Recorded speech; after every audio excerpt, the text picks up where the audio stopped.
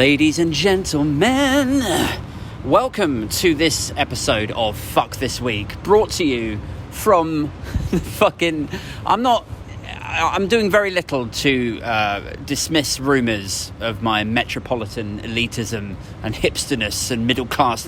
I'm coming to you live from Brick Lane. Doing very little to quell those accusations at this time. But you know what? Be that as it may, I thought as I'm in this area, and I used to live here for a while. I thought, why not just do a little cheeky 45-minute, hour-long catch up on all things. I was going to say all things news, but you know what? I'm still on my abandoning the news tip at the moment, and I cannot recommend it highly enough. It's so weird waking up every morning and thinking, I don't know what the fuck is going on in the world, and it's like a sort of a real ignorance is bliss kind of feeling, where it's like I'm sure that everything is burning down all around me, and I'm sure that everything is a chaotic, murderous mess, but yet somehow in my cushy little cozy bubble I am protected and insulated from all of it. And I know it's not a great thing, but to be sort of blissfully ignorant about other people's suffering and worries and the murders and the shop shelves being bare and shit, but it's something resembling a holiday in a weird way, because it's like I just feel like I've left my worries behind. I just feel like, not entirely behind, because I'm not blind. That's the problem. Is there's still elements of politics and the news that just it can't help but touch you. So with the empty shop shelves, for example, I haven't been reading about the causes for that or what they're going to do about logistics and HGV lorry licensing or anything like that. I assume that it's all developing and there's probably a bit of a panic about it out there, but I'm aware of it still, because when I go into the shops, I'm seeing increasingly less food in there, and it's getting to the point where I'm like, should I be worried? Should I be panic buying? Maybe I should just break out of this early and just check the news and check that me and my family aren't going to starve. Like, is that the sensible thing to do? Like in 6 months' time, after both of my children have starved to death and somebody arrests me for neglect and they're interviewing me in a police room, are they going to say, didn't you think it was weird that every time you went into a shop there was less and less food, and even then you didn't think maybe I should check the fucking news for the sake of my children? I'll be like, no, I just really wanted a break, It's so weird, like, living in a period where for the first time ever, I think we can credibly say, I think that's accurate, we can say for the first time ever Britain has sold out of fresh fruit and veg. Like, how often does that happen? When has that ever happened before, where you've gone into Sainsbury's or Tesco's or whatever and you go, yeah, I'm here for some fresh fruit and vegetables, and they go, yeah, we are sold out. Like, we're the fattest nation in Europe. We've got a huge obesity problem. I never in a million... If you'd asked me 2 years ago, do you think there'll be a national shortage of fresh fruit and veg, I would have been like, can't see that happening. Fresh, like maybe a shortage of burgers, fucking Alka-Pops and cigarettes, maybe. I don't know. Shortage of beds on the fucking heart disease wards and shit, perhaps. I don't know. Like in the run up to Brexit and all of the implications and repercussions that loads and loads of people predicted. And here's the wild thing. I think this has been said a few times now, but the sad thing about it is the scaremongering, the stories, the predictions that were tabled before Brexit and in the immediate aftermath of the actual referendum vote have turned out to actually be sort of a blue sky scenario. Like, things have gotten progressively worse than people had imagined. Like they had previously said or warned, maybe there might be a shortage of, Britain could expect a shortage of about 10,000 lorry drivers. Turns out now it's like near 100,000. Or they said before, like, yeah, there might be shortages of this diabetic medicine. Well, no, now there's fucking no blood vials for blood tests across the United Kingdom. Like, it's so much worse. And before I bailed out of the news for this little holiday, the last thing that I read was that people were expecting this to be the beginning. This is not the end. This is not as bad as it's going to get. This is the end of the beginning rather than the beginning of the end. That was the last quote I read about it. But there's always this attitude in the UK that, well, it couldn't happen here. That's the cliche that gets wheeled out. Well, it couldn't happen here. Like, I remember people saying that about Nazi Germany, like in my childhood and in my teens, and you know, the occasional moment of political awareness in my teens, I might say to my dad, like, do you think like a Nazi party could ever get in power here, Dad? And he'd be like, nah, it wouldn't happen here. You know, like, it's just that mentality, that real like British exceptionalism, like almost by definition, British exceptionalism, like it could not happen here. That we wrap ourselves with, like it's cotton wool. We just comfort ourselves with, no, well, this is different. It's different here. And now we're seeing that actually it's not different here. You know, who could have ever predicted that we would be looking at food shortages here in the last, let's say 10 years ago? I wouldn't have thought that. It's, and yet still, like even now, people wheel out this, it couldn't happen here. This whole, you know, oh, come on, this is England, old son. You know, like that. We really like to sort of parade ourselves around and like wave our flags as though we are somehow different, as though real problematic components and nuts and bolts within just human beings somehow wouldn't apply to England or Britain because we're British. It is so weird. It's just sort of lunacy on a national scale. And I suppose the most concerning thing about it is, one of the most concerning things about it is when we thought originally that the anti-vax movement was just something that was confined to some southern states in the US, you know, you would see these news reports about anti-vaxxers and you'd sort of snigger at them, wouldn't you? You'd be like, oh, look at these idiots, these fucking rednecks in southern state United States. Like, how can they disbelieve medicine? How can they? And now, at the worst possible time, that movement has bled out into the British consciousness, and now all of us know, you know what, like 4, 5, 6, 7 people in our immediate circles who are vaccine skeptics. They like to rebrand themselves as, or at least they did, until about like a month ago. Then the most recent comments that I've had, right, I've done a couple of TikToks here and there about vaccine skepticism and anti-vaxxers, and now I've noticed that they start calling themselves purebloods, which is just so fucking wall-to-wall Bellevue crazy. Like, yeah, I'm a pureblood. It's like something out of fucking, like, what's it called, Walk of the Living Dead, or whatever that show is, or like, didn't Nazis call themselves purebloods? And fucking, I'm sure like the phrase pureblood is just dripping with like Aryan ideology, like Nazism. It's not a good look. It's such a weird thing to call yourself. If you go on a TikTok and you say like, I'm a pureblood, I think you need to immediately stop writing that comment. Turn it around, like find a mirror, look at yourself and punch yourself in the fucking face, because that is batshit. Do you hear yourself when you call yourself a pureblood? I ain't listening to you. You ain't no pureblood. Fucking get the fuck out of here with that weird mythological bullshit. Like, people love to just, they love an identity, don't they? They love to wrap themselves up in some sort of political or like oppressive identity. And this is just like the latest version of it, right? Like, it, you know, we've had Remainers and Brexiteers, we've had Catholics and Protestants, we've had the English versus the French. You know, people love to just align with some sort of flag or some sort of collective identity, or football teams, you know, and they love to beat the shit out of each other. It's so mad and so paradoxical when you consider that these are sort of traits of the right wing of politics, right? Nazism, populism, nationalism.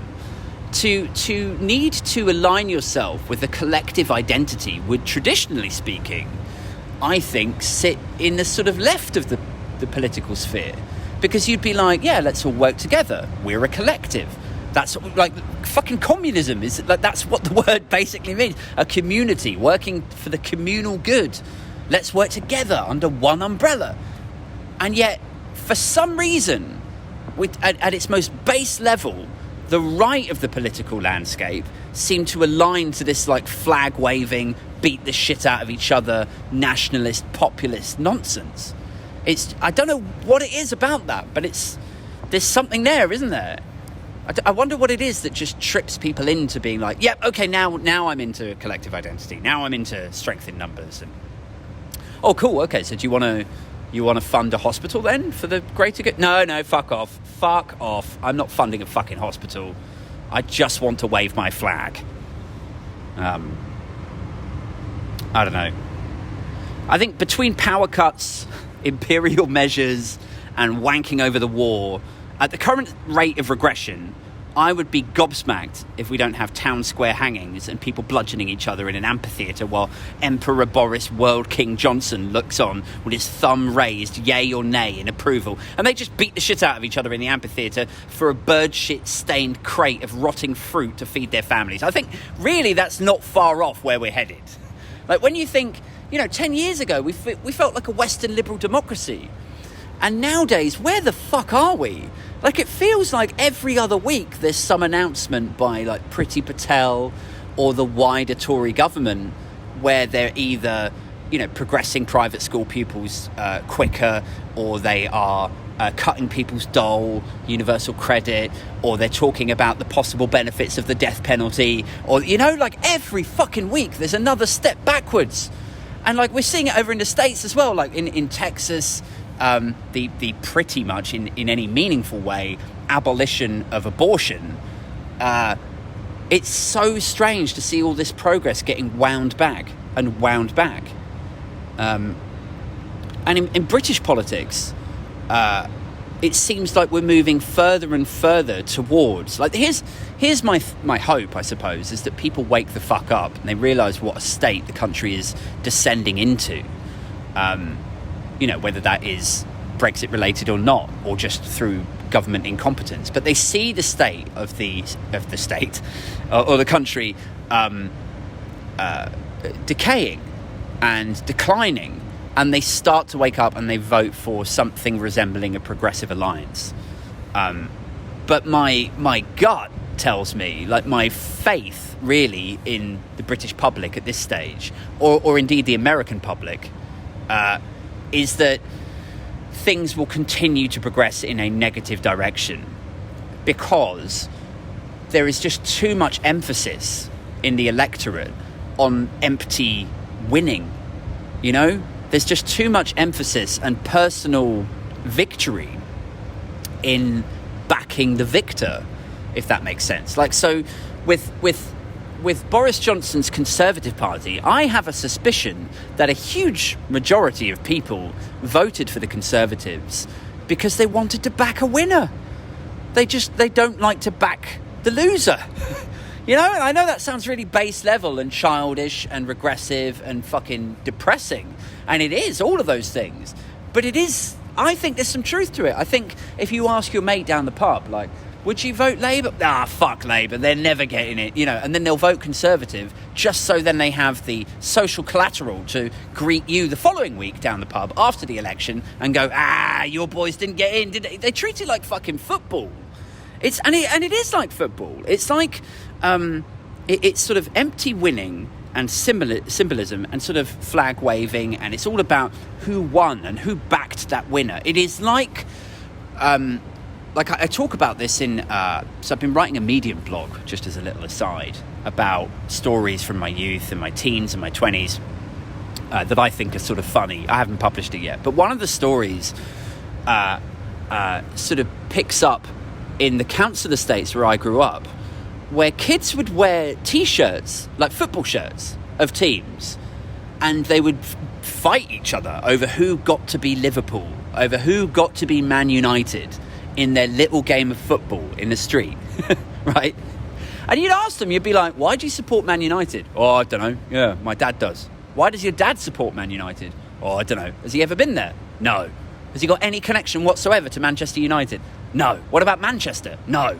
Like, just they have no connection to these places, and yet they just buy the shirt because they like the winner, or because the centre forward for that team is a good-looking, hero-looking kind of chap, you know? So they want to be the winner. And it's like that with politics now in the UK. I think it's sort of, we look at whoever is likely to be the winner, and then we put their shirts on, and we cheer them on, and then when they win, if they do win, then we claim it as some sort of personal victory in exactly the same way as a child would when Man United score 3-0. They go, yeah, we won! Hey, we beat you! You beat me, did you? You beat... Exactly what did you do in this equation, in your mind? How did you beat... You know what I mean? It's taking responsibility for someone else's victory. And but it's worse than that, because at least when a child takes the victory off of the team, or shares in the victory for the team, there's no real harm. I mean, unless he beats the shit out of his friend, like I saw happen. But there's no real harm, broadly speaking. But there is a harm in supporting and continuing to support a political party purely on the basis that you don't want to back the loser. It's got nothing to do with policy. Do you know what I mean? I don't know. Anyway, so we are where we are. We're seeing a lot of food shortages. We're seeing shelves becoming bare, and I'm trying not to see the news. There's been a couple of things that have crept into my periphery whilst I've been taking this break from the news. I saw something about gas supplies. I'm aware that there's some sort of problem with that. But do you know what? Any time I see anything on Twitter to do with like the news, or specifically an example like this, like the gas supply thing, I just immediately shut the fucking browser window, because I just can't deal with it. I have to just have this space away from it and have some sort of confidence. Like, I just want to borrow the ignorance off of people who just walk around and say shit like, well, it's all right. No, the government will sort it out. I don't care. I'll just watch Love Island. Like that sort of... Yeah, oh, did you see the BBC said it's nothing to do with Brexit, so and then they go back to watching whatever trashy fucking, see, I'm struggling to think of like the names of reality stars now, but like, what's that fat bitch off The Only Way? Gemma Collins. God, they just go, like, they ignore the news, they turn it off, and then they watch Gemma Collins or Love Island or something, and then go to sleep happy. And I'm just borrowing that, just a small smidgen of that ignorance, just to be happy for 3 or 4 weeks. But yeah, I don't know. I think with Brexit, 5 years ago, loads of us were warning about what would happen. I mean, I say us, I was just sort of reading stuff and then parroting it to people. But lo and behold, it turned out that it was accurate. Lots of people were warning that bad things might happen, and that all the foreigners might go home, and that there might be an impact on HGV drivers and retail staff and bar staff and delivery drivers and taxis and food supplies and blah blah blah, and various industries, right? And it was always dismissed as Project Fear. It was always like, oh no, shut up, Ramona.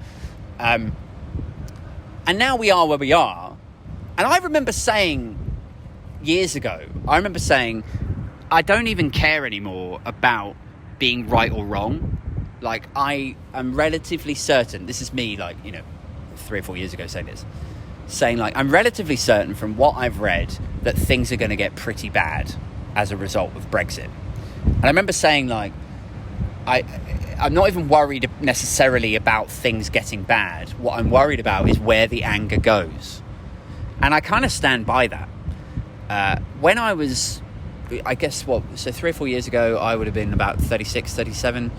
And what I meant by that then was, at the time, there was so much hysteria around immigration, and, you can say that Brexit was won off the back of, concerns around trade deals and sovereignty and whatever, if you like, but you can't deny the fact that hysteria around immigration, and that Nigel Farage billboard with the Britain is full, and just his general rhetoric and his background, you cannot deny that shit like, 70 million Turks are going to come to the UK, all of that shit had some sort of material impact on Middle England voting to leave the EU, right? That is just a fact. That it's indisputable that immigration affected the result of the referendum. And given that it was such a narrow margin, I would say that without that, probably likely we would have voted Remain. Now, I used to say, when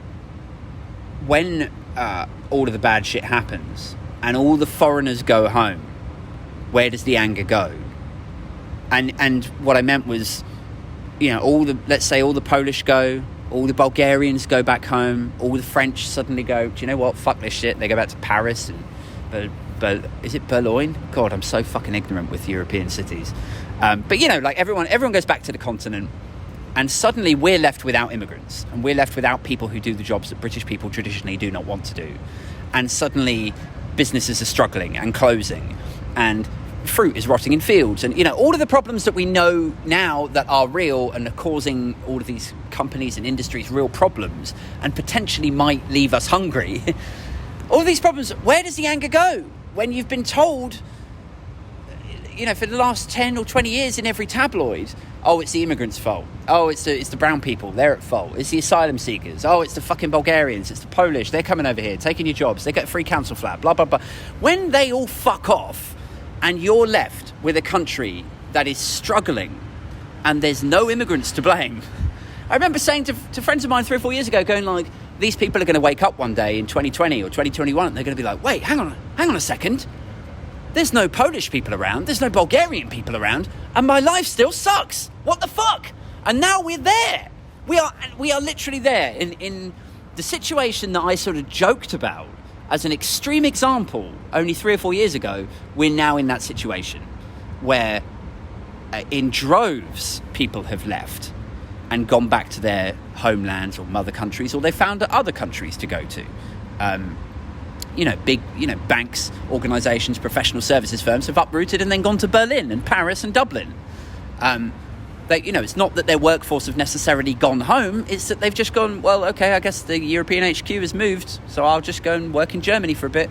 Now we're in this situation, all of these fucking foreigners have gone home. Where does the anger go? What are you going to be angry at if you spent the last 20 years railing at the radio and the TV about fucking foreigners, and now fewer foreigners are coming over here and taking your job? What are you going to be angry at now? The EU? I guess that's the only thing left, isn't it? Because the alternative would be to turn the mirror around on yourself and be like, right, maybe I was had. Maybe I was led up the garden path with this shit. Maybe the Remainers were right. That is a difficult thing. That takes a strong character for somebody to stand there, hold their hands up and go, hang on a second, I was fucking had here. You told me X, and now it turns out it's Y. You fucking lied to me, and there should be repercussions for that. And I owe a lot of people a lot of apologies, because I made a real cunt of myself in front of all my friends around a pub table, parroting lines from the Vote Leave shit and parroting Farage stuff, and I believed everything that he said, hook, line and sinker, and I called all my friends twats. And now I look like that. That would take a real strong character to stand there and go, because at least with COVID, if you're a COVID hoaxer or, a vaccine skeptic, and then you get COVID, you are fucking riddled with the Delta variant, right? And then an ambulance comes and picks you up and goes, yeah, you got respiratory issues, we need to get you on a ventilator ASAP. And then you're sat there on a ventilator and a doctor or a nurse is just like, look, we're doing an NHS video for people who are vaccine skeptics. Would you mind contributing? Is there anything that you maybe you feel a bit regretful about? In that situation where you're facing death in the face, the Grim Reaper is fucking wanking over your yellowing body, you might then, when you're faced with the objective reality that you're about to die, you might then go, I don't want other people to suffer this, I don't want other people's families crying. And in that moment, you might say, okay, I was wrong. And yes, I will contribute to the video, interview me, and I'll tell you they'll tell anyone to get the vaccine. You might, because it's so black and white in that instance. But with Brexit, it's never going to be black and white, because you just have this tabloid culture in the UK of weird right-wing journalists who are just like, oh, bloody Europe, always meddling in our... Look, they're punishing us. Look what they're doing now. They're punishing us by sticking to the laws that they stick to with every single third country outside of the European Union. They're making us stick to that as well. It's vengeance, I tell you. Vengeance for making us vote. They made us vote to leave. Bloody EU. It's so strange and contorted and delusional, and until that changes, until the newspapers are reined in somehow, and in 50 years' time we're able to look back at these fucking hate rags and be like, hang on a second, how do we allow the public consciousness to be informed by 6 out of 8 newspapers being right-wing? How is that allowed? How did we allow morning breakfast news TV shows to do what the papers say, like a review of the morning papers and the headlines? How do we allow them to do that based off the fact that 75% of the newspapers are fucking right-wing? So even the morning, they're not right-wing, Good Morning Britain and BBC News and Sky News, but the fact that they're taking their talking points from 75% right-wing newspapers is right-wing. So it's like, 50 years from now, we're going to be like, how do we allow ourselves to fall into that situation? It's going to seem like lunacy. People are going to be like, that was fucking madness. What? And seriously, every day there was another newspaper that all of the radio shit, like LBC, Talk Radio, Newsbeat, fucking Radio 4, Sky News, Channel 4 News in the evening, all of these fucking news outlets all took their talking points. And what I mean by that is, the Sun will publish, or the Express will publish a hysterical headline that will say something like, 73% of Brits hate foreigners. It'll be something, outrageous like that. And then Good Morning Britain or Sky News will be like, well, the Sun are running this headline that says 73%. What do you think? And they go out and they get vox pops from people in the high street. And they go, text us your thoughts. And then they say, oh, Joe Bloggs from Dartford has tweeted and he says, yeah, I bloody hate foreign. And then this person, but it's not enough that you have a balance there in Sky News or BBC Breakfast or whatever. You have a lefty and then a right winger on the breakfast sofa saying, well, the Sun is actually quite right of centre. And then, the right winger going, well, I don't, that's supposedly balanced. It is but it's the problem is that it's just having that talking point is fundamentally right wing. And in 50 years' time, I swear to God, we're going to look back at this period and be like, that was fucking lunacy. From 1980 to 2020, it's going to be our Nazi Germany. It's going to, people, the same way that people look back at Germany from, the 30s and 40s, is the same way that I think people are going to look back at Britain from this period. They're going to be like, that was fucking nuts. What happened? Did the whole country just fucking drink absinthe for 30 years? What the fuck went wrong? Yeah, we all sort of collectively lost our minds. And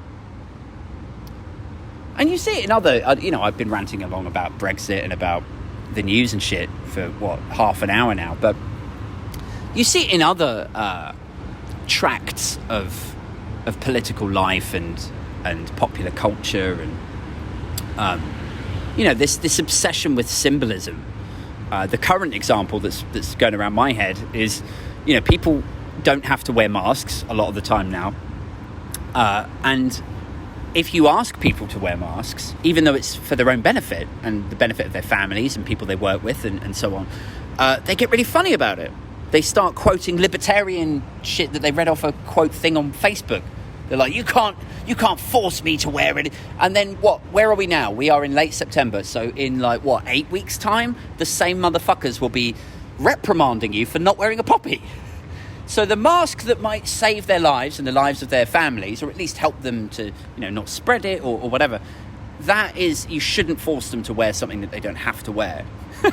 But a fucking poppy that has no material benefit to anyone in any scientific or, you know, I don't want to say meaningful, because I know that there's a lot of symbolism attached to it, and I'm not trying to disrespect soldiers or, you know, our history or anything, but come on, it is not in the same league as a mask that could protect somebody from becoming infected with a potentially fatal illness. It's just not.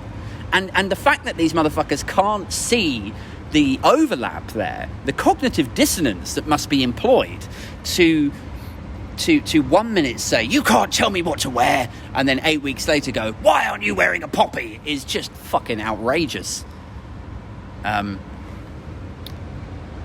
we see this sort of symbolism, this, you know, a lot of it is outright symbolism and a sort of defiant move towards it, but a lot of it is defaulting to symbolism.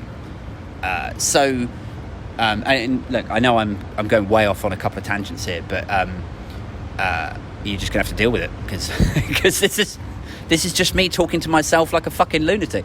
And you know what? This is how my thoughts are structured, guys. All right.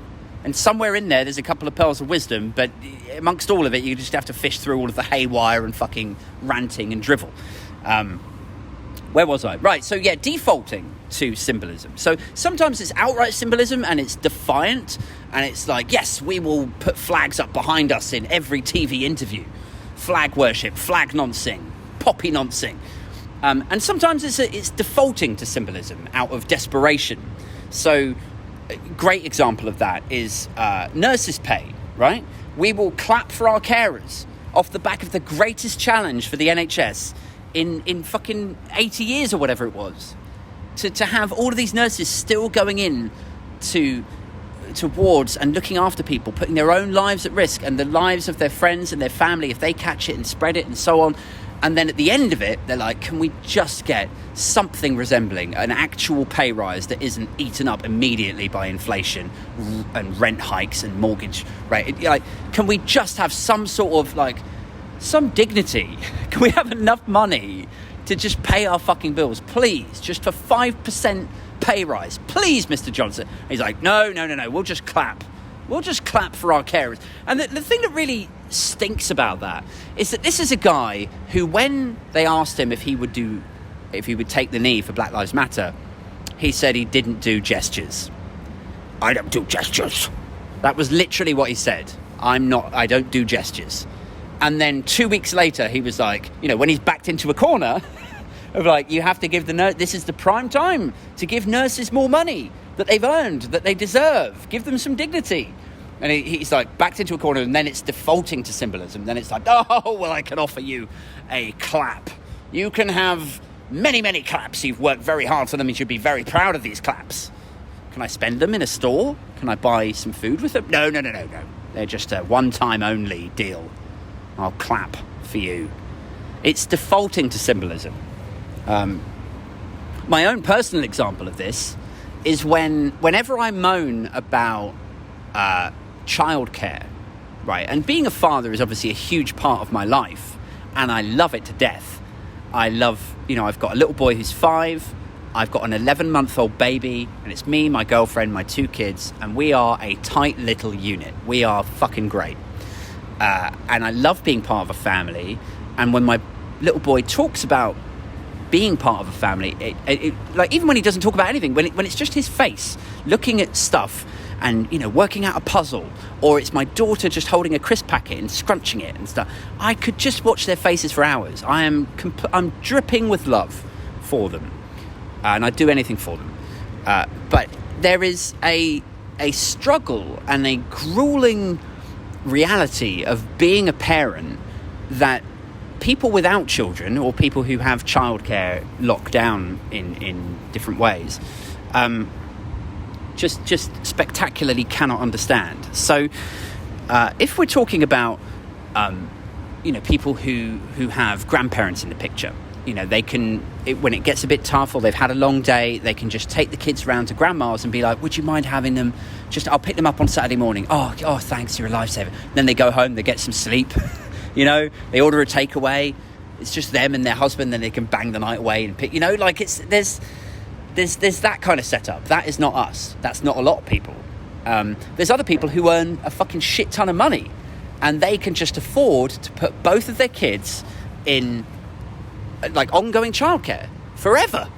You know, they go to school and then they're picked up by childminders, and then all through the week, or they have an au pair, nannies, and you know, maybe they have a brother or a sister that comes over on a Saturday and Sunday, and they all go out together. And we have something near to that in that, like, we don't have an au pair or a nanny, but we have a childminder, and like the cost of it is, oh my god, if I didn't have childcare to pay for, I'd be fucking bawling.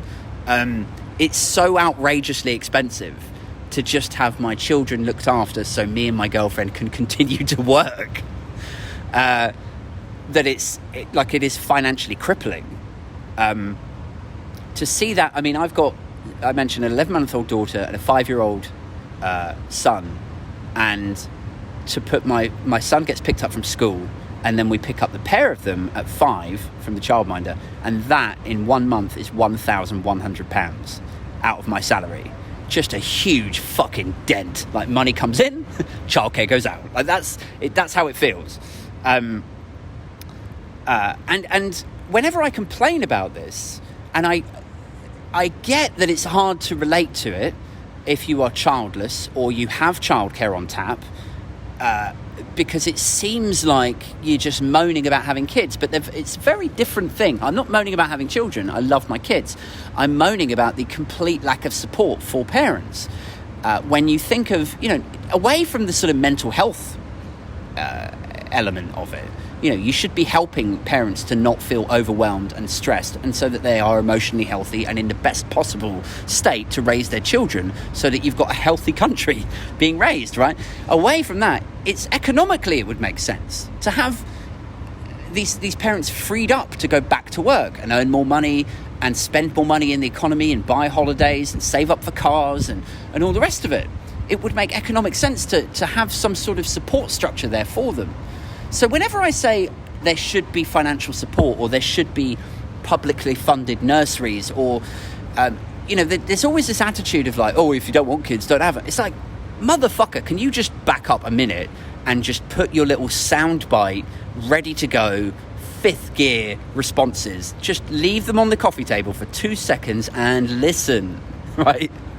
It's not that it's like people don't want to not have kids. They love their kids. People want some structure and support in place so that they have the right foundations to raise their child well. And sometimes when you think that you're going to have some support from your grandparents, or you think that local nurseries are going to have spaces for your kids, and then it turns out that they don't, sometimes it feels like maybe there should be more of a helping hand there for those people, and especially for single mothers. Like, it's one thing for me to sit here and say I don't want to pay £1,100 a month out of my salary because I find it financially crippling.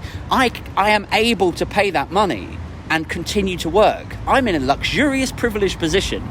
But for single mothers who, I don't know, they don't think for one reason or another that their partners are going to cheat on them or run away with the checkout girl, or it turns out that they were married the whole time and then they go back to their wives. You know, there's so many different reasons and ways why a mother would end up single.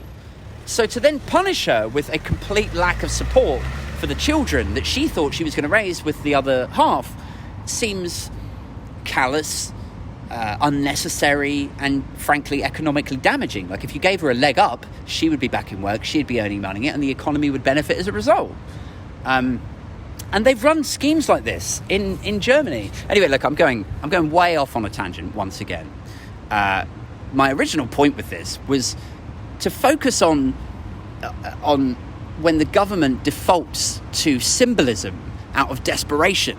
So when I talked about nurses asking for more pay earlier, and they get backed into a corner, and then they're like, oh, have some symbolism instead. Clap, clap, clap, clap, clap.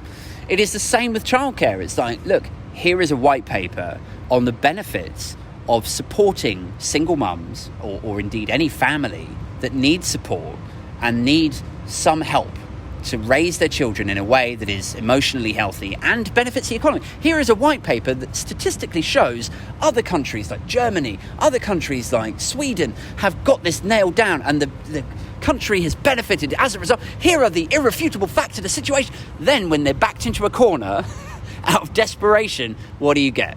Then you get people like Rishi Sunak saying, oh, I think the nation owes a great debt to the mums of Great Britain because they have really, they've really pulled out all the stuff. Motherfucker, I don't care about being congratulated for homeschooling my children in a pandemic, all right? Number one, that's incredibly reductive and insulting and exclusionary as well. I was sat there with my son doing homeschooling. So when you say shit like, I think we owe a great debt to the mums of Great Britain, I find that detached and insensitive. But number two, most importantly, it's a diversionary, if that's the right word. It's a technique to dismiss the idea that the state might have a responsibility to help some motherfuckers. So when we say it's been really hard for parents stuck at home with their kids, it's been really hard for parents and they need more subsidised nursery, it's been really hard for parents and sometimes they need some help footing the childminder bills and so on. Or you need to look at, relaxing the regulation for nursery so that then one nursery person can look after more than 4 children at once. Something along those lines. The backed into a corner reaction of this government, and indeed most governments, seems to then be, oh, you're such heroes, oh, you parents, I don't know how you do it. It's like, I'm not asking you to know how I do it. I do it. That's the point, and that's the problem. Can I have some help? Oh, God, I just don't know how you do it. You're such heroes, you really are. I don't want to be a hero. I want to get on with my work. I would like some help, please. I'm telling you, this is really fucking hard and I need some help. Can somebody please give me some support? Oh, you're such a hero, though. Just heroes, heroes, heroes. That's all I say. Are you fucking deaf? Can you give us some help? You know what I mean? It's when they get backed into a corner, it is default symbolism. And when they're not backed into a corner, it is defiant symbolism. And I don't know how we solve that. I don't know how in an era of post-truth where when you ask a question or you deliver facts or you break it down and give them the information that supports the conclusion that you've come to, where you say, this is the reason why we need to do this, and here is the facts that back this up, and you're welcome to investigate it, but please can you respond and give us some kind of direction as to why you're not funding X, Y, and Z. It doesn't have to be childcare. If it's the nurse's pay rise, if it's this, if it's that, if it's bin collection, can you just give us the information that allowed you to arrive at your conclusion? Then, when you get people saying, no, can't do that. Clap. Oh, you're such heroes, blah, blah, blah. It's something that has bled out across all of the political society and consciousness, and I don't know what we do about it. This has been fun and depressing. It's been another episode of Fuck This Week. I've been your host, Aid Thompson, and I'll be back hopefully tomorrow night with a guest, which I've yet to book, for the actual Aid Thompson and Other Disappointments podcast, live Friday night on YouTube. Also, don't forget, check out the Patreon. I've got some exclusive content on there. It starts with stories about when I used to work in recruitment, starting with the shit in a cup story. You don't want to miss that. That is the time somebody maliciously shit into a branded mug at the bank I used to work at. It's on Patreon now. For the price of a coffee, you can get the access to that and the upcoming podcast, which will be going on there exclusively also. Thanks very much. Take care of yourselves and each other.